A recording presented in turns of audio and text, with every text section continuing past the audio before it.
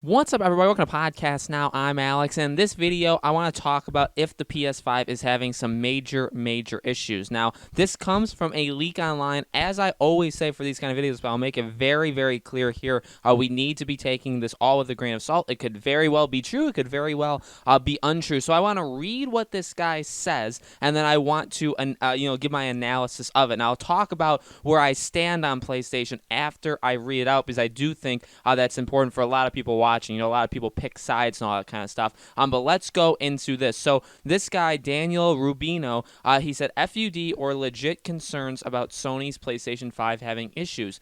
Anyone following this stuff, talking to game devs and people in the know, have been hearing similar rumblings for months now. This just summarizes it well. Sony may have overshot and underestimated Microsoft. Now let's go into what it actually says. So this is from Jeff Rickle, and this is I think a comment to a YouTube video.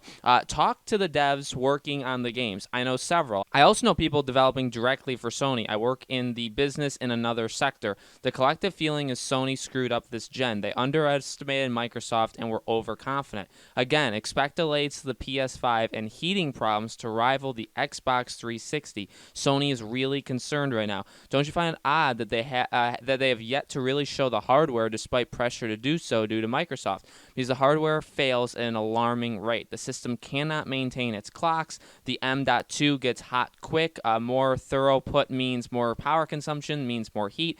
But even PCLE 3.0 M.2 got hot in the setup. I don't know what any of that means, but I'm just going to keep going. The underlying issue is Sony did not realize the form factor needed to be changed, and now they are concerned about having to completely redesign it and have it look more like the Series X's tower, because it will look like they have just copied Microsoft. Do you also think that it's odd that they have not really shown off any launch titles? Reason? The devs have no idea what to optimize for, because Sony has no idea what the PS5 will deliver in consistent performance yet, and they do not want to show off captures from dev systems that do not match what a production console would produce. The people I know closest to it have said it's really bad. Sony is just hoping the PlayStation name can help them weather it for a year or two so they can get a redesign. You've been warned. Sony rested on its laurels and took for granted what was going on. They had rumors of what Microsoft was doing, but did not believe Microsoft could pull it off. Third parties verified Microsoft achieved all they had set out to do and tested the Xbox Series X. Microsoft was very open about letting them. This is why Sony rushed things to try to get something out. Them seeing that Microsoft is ready to manufacture now caused some problems. The debate right now is, do they delay it by 6 to 12 months to get it right, or do they force it out to keep pace with Microsoft and deal with a high fail rate and performance issues? I know for a fact attempts to optimize the PS5 take far more work than the Series X. The devs say the Xbox delivers steady power that is always predictable, while the PS5 does not, and is not even predictable all the time.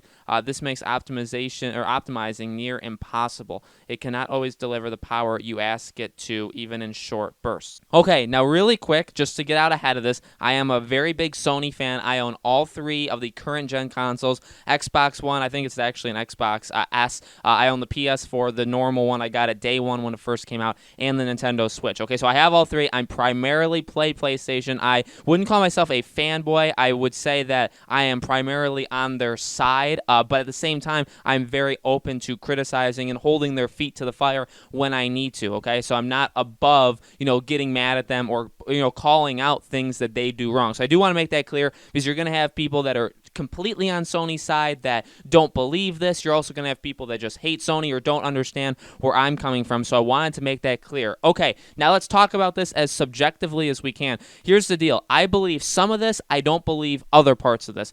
There's been conflicting talks, really, and however, you may be able to say they're not necessarily conflicting. For the longest time, we've heard devs really talk about how awesome the PS5 is, and they normally have talked about how easy it is to make games on there, but as my cousin Tyler has pointed out, they don't necessarily mean the same thing. A game can be really easy to make on the PS5, but if it's optimized poorly, or they don't know really how much they can put into it, then that's a completely separate thing. So I could give you, well, Alex, there's conflicting information, because people talk really highly of the PS5, and then this one sounds like it's like a burning disaster. But again, and you could also say, are those two things linked? Are those two things not linked? So I'll give you either or. I do understand that. I do understand that maybe maybe it is really easy to make PS5 games, and that even was a really big push that even Mark Cerny was talking about. But maybe it's just not something that the developers, again, like this leak says, maybe they don't know how much they can put into it. Look, if you believe this leak, if we say that this is what's really happening, which again we don't know, but some things do sound pretty good. The PlayStation 5 is in a dire situation. It really seems like it's in massive trouble. Now again, do I believe everything? Do I believe that they overestimate or underestimated Microsoft and said like, oh, they'll never realize? I don't really think they necessarily thought of that. I feel like the plan for announcing the PS5 and the launch titles and all that kind of stuff, I feel like it probably would have always been like this. They probably always would have went second. If you're in the lead, if you were leading this entire console generation, which they were, you probably do that. That's generally what you do. Now, yeah, you could come out early and kind of steal it again, but they were playing from a position of strength. So again, I understand the way they're looking at it, then maybe the reason why they're taking so long. And by the way, as time goes on, it does seem to be more like what they're saying, that there's just some problems. They're not ready. However, there's some stuff going on around the world. Maybe they were going to do like an in-person event, but now they can't. We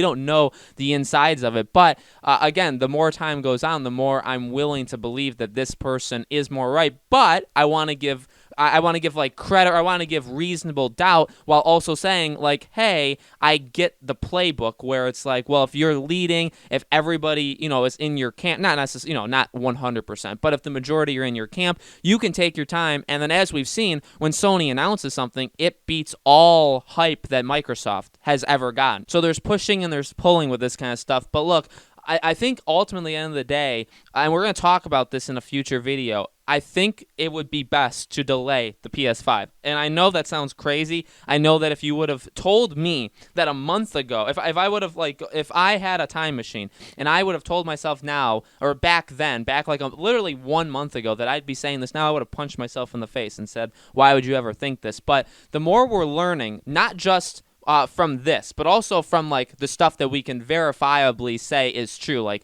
there could be shortages, all this kind of stuff, it seems like a good idea. And if this stuff is true, look, at the end of the day, 6 to 12 months is not the end of the world. If Microsoft somehow pulls it off and has their system come out in November and Sony doesn't, I truly don't think the world collapses on Sony. And specifically, and you have to think about that because they're the company, they're the ones making the money. They have shareholders, they have all this kind of stuff. I truly don't think the world would fall out for them, especially if the opposite side of things is they do release the console and it's what they're saying. Look, if there's overheating issues, if there's some really big things, if developers don't know how much they can put into the PS5, how can it be successful? Really? Now, I'm not saying that it can't be. I think the PS5 will be very successful, but still, with this talk, if this talk is true, they're in major trouble. And look, what's the harm of delaying it 6 to 12 months? Now, a year is a lot. If we have the Series X for an entire year before PlayStation 5 comes out, I mean, I guess that's pretty reminiscent of the Xbox 360 and PS3, right? Because those had quite a substantial difference in when they released, and then obviously Sony's release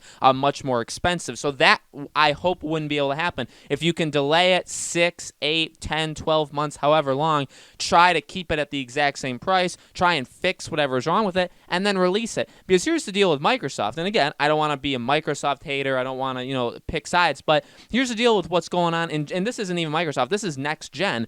Every game that's coming out on next gen is coming out on current gen. The only exceptions to that are most likely some PS5 exclusives. We've heard from Microsoft. We've heard from other studios, third-party, EA, Ubisoft, all these teams. The games that are coming out on Series X and PS5 are coming out on Xbox One and PS4. That's just how it is. Microsoft has even said all of their games, all of their exclusive games will also be on this current Xbox One console. I think that's insane, but now that you look at it, now it actually works or could work in Sony's favor. But that's what I really don't understand is I honestly think, okay, I don't know the logistics, I don't know the numbers, I don't know the deep dive. Maybe it is more dire delaying it than I'm giving them credit for, but truly, in 6 to 12 months, the only games that are coming out for next gen, they're all coming out for current gen, and the only ones that would be coming out only for next gen are PlayStation. So if they have like a hidden Killzone game, which they probably do, just, I guess, delay it, or find some way to put it out on the PS4. I'm sure it wouldn't be that difficult to do. And in fact, you could use that delay time to do that. You know what I mean? So like, what people are only buying the Series X because it's the next leap in consoles. Your friends are going to get it. It's more powerful, that kind of stuff. But also, there's probably going to be shortages on the Series X. You're probably not going to have that many million of people that have these consoles day one, week one, month one, the first few months. There's not going to be that many people. So when I read this kind of stuff, if it's true, if I want to say I believe it, really just delay it. Just delay it, rework it. I know they said like they don't want to be seen as they copied Microsoft. Who cares? Who cares? Make the best console you can possibly make. Delay it 6 months. As time goes on, I'm kind of expecting them to be delayed. I'm not expecting to play next gen in November like I was. I'm expecting maybe February or March. But you know what? If this is true and Sony really wants to take it all the way, if you delay it a full year, well then we go through this fall and it's pretty much going to be nothing. There's going to be absolutely nothing because nobody could have seen this coming. Then you get to the springtime of next year, 2021. You get the Series X, but there's no exclusive games for it. And yeah, people will buy it and it'll have the necessary supplies. Anybody who wants the Series X will be able to get it. And then you wait another 6 months and then Sony gets their turn. Microsoft would get the idea of going first, or they would get like the joy of going first, right? They would get that privilege. They would have the stage completely to themselves. But you know what? Then Sony would too 6 months later. So even if it is a year, it sounds insane. It sounds crazy. And I know, and I was going to say, some people, I've seen a lot of people, especially on like our channel, saying like, hey, I'm not getting next gen consoles anyway. Like I can't drop 450, 500. And then you have to think of controllers and games. So $600, $700, $800. Are people prepared to drop that in this fall, especially after an event like we're having right now is happening? Can we all afford that? Probably not. So you know what? You have to think about that too. Wouldn't it be, again, more beneficial to just delay it? But again, I understand that's not everybody. Some people had saved up. Some people just knew they were going to get it. Different situations for different people. I understand that. Not everybody is saying that they can't afford or aren't going to get the next gen, but there are people.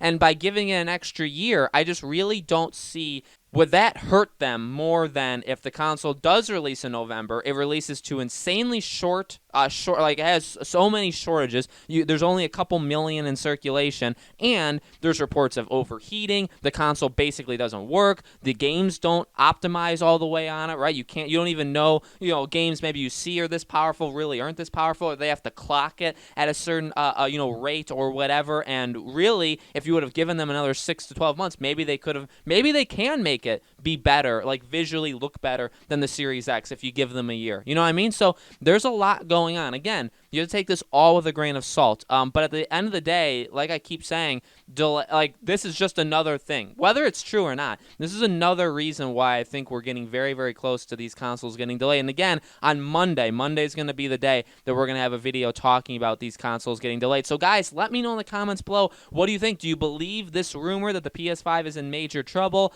Do you agree with what I'm saying? Again, without even picking sides. I mean, I'm mainly a PlayStation fan, but again, that doesn't mean we can't talk about it, can't see the positives in it, can't see the negatives in it. I mean, there's definitely a lot to talk about, but let me know what you guys think in the comments below. Make sure you guys subscribe to our YouTube channel podcast now and hit that bell icon so you guys know when these videos go up. Thank you so much for watching, and again, Monday we'll be talking about these consoles once again. I hope to see you guys there.